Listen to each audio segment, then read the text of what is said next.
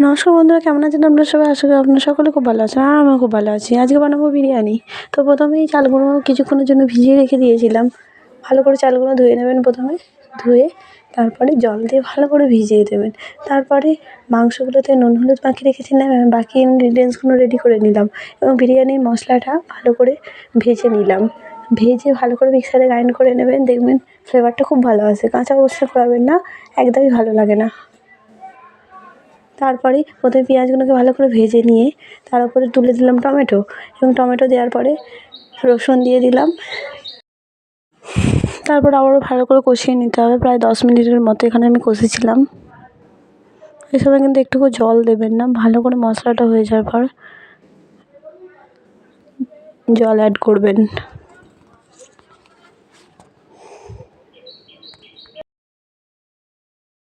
তারপর আমি গুঁড়ো মশলাগুলো অ্যাড করলাম, লঙ্কা গুঁড়ো, হলুদ গুঁড়ো, নুন। গুঁড়ো মশলাগুলো দেওয়ার পর আবার ভালো করে নাড়াচাড়া করে নিতে হবে।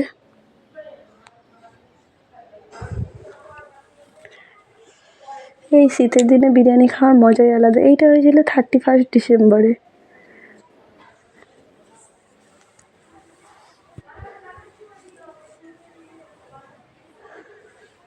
ভালো করে এরকম নাড়াচাড়া করে কষিয়ে নেওয়ার পরে তুলে দিতে হবে মাংসটা।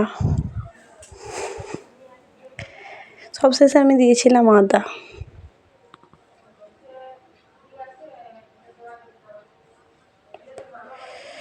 এবং আদার মধ্যে যেই এটা ছিল, জলটা ছিল, আদা কিছুক্ষণ ধুয়ে দিলাম, এরকম ঠিক গাঢ় গাঢ় হয়ে যাবে, সেই সময় আপনারা বুঝবেন হয়ে গেছে জিনিসটা। তারপরে তুলে দিলাম মাংসটা তুলে দেওয়ার পর আবারও কিছুক্ষণ কষিয়ে নিলাম।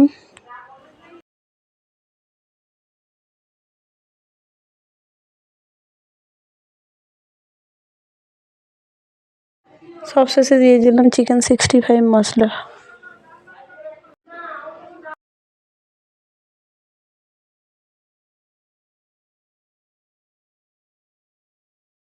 বাই বাই, নেক্সট পার্টে আবার দেখা হচ্ছে।